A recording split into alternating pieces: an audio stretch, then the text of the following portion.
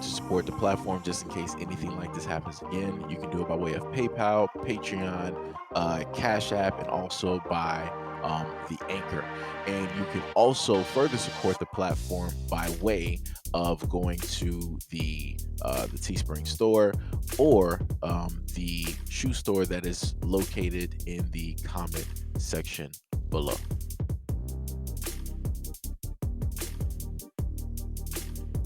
Bocanegra, age 30, was lured to an apartment in Beaufort on Thursday, where she was allegedly fatally beaten by Antoinetta Stevenson, age 27, and Janine Gonzalez, age 17.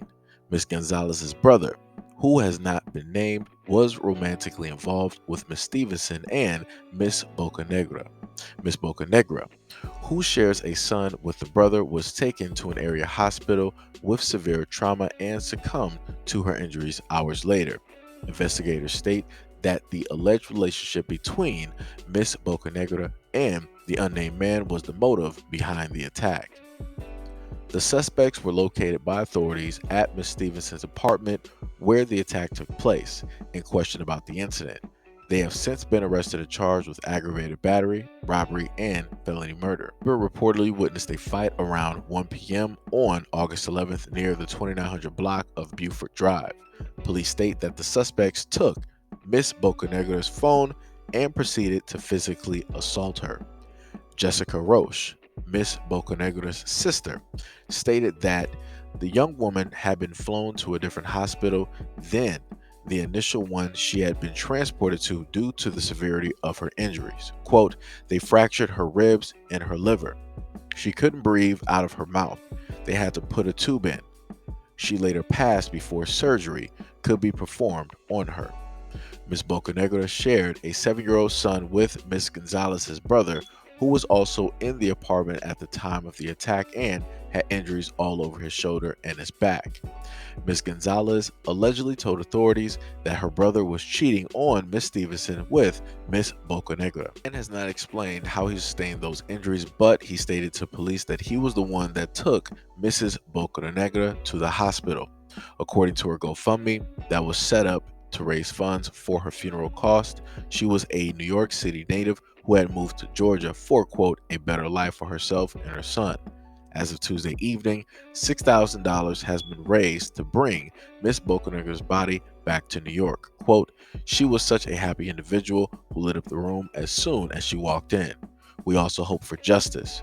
Please keep our family in your prayers. It's a shame out here when, as I stated to you guys before, that the more and more that things keep going, you're going to have more and more women deciding to go out here and just throw life to the wind and commit a lot of different acts, and some of which are going to end up inevitably taking the lives of women, children, and the other individuals who are directly involved in and around those women's lives.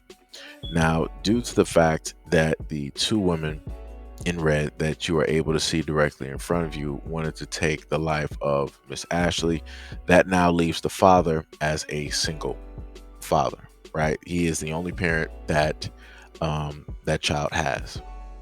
That child more than likely saw, his or her mother during that day, and that's going to be the last memory that that child is going to have. The father's going to have to explain to the child, when he asks, like, yo, when is mommy coming back? You're going to have to be honest and say, mommy's never coming back. Mommy won't be back. And that's due to the actions of both of the women that you're able to see. And, it's a shame. It is it's such a shame when you have things like this take place. And, they strip a family apart. They strip, in a sense, a unit apart, all because you have individuals that are jealous, that are insecure, and they feel that things need to be handled or something needs to be done about the situation, and they choose to use violence in order to fix that situation. Not words, or not the fact of, hey, let me just leave the situation because this is not something I bargained for. You know, um, it's a shame. Everybody's pretty much grown in this aspect except for Miss Gonzalez. And her life is pretty much ruined because she decided to follow the steps of quote unquote an adult, somebody who was older than her, somebody who was at the age of 28. And, like I said before, it's the blind leading the blind. You don't have a lot of women out here, in a sense, directing and, leading other women to do the right or the positive things or to see things clearly and not emotionally. This is what happens when you have a group of women who decide that they want to be on an emotional spectrum versus a logical spectrum. Because if logic were to actually override and take over, then everybody involved would still be alive.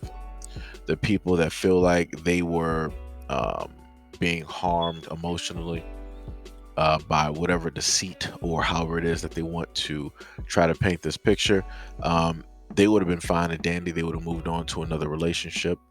They would have been able to see the sun, see the moon, celebrate with friends and family. They will be able to do the things that we are able to do every single day. But like I said before, this is what it looks like when people choose violence, when people choose emotion over logic.